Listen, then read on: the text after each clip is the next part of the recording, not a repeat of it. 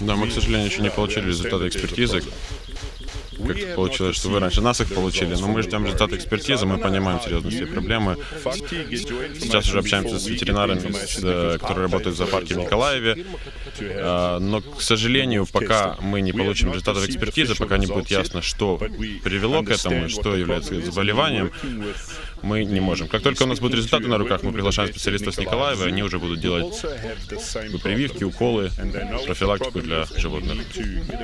Да, мы очень, понятное дело, мы очень переживаем за животных, и, к сожалению, так случается. Люди заболевают, умирают. Так случилось и с животными. Но как только мы получаем результаты, мы будем принимать какие-то меры.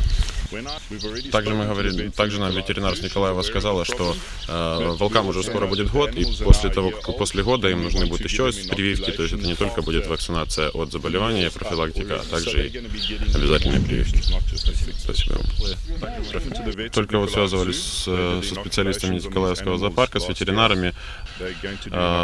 Они должны в течение недели, они сюда уже приедут и будут заниматься волками, то есть лекарства, чтобы усыпить просто на всех волков, это 3600 гривен, не считая работы, не считая их приезда, но в течение недели, 10 дней они приедут, уже будут все результаты, и кровь, и вакцинация, все будет.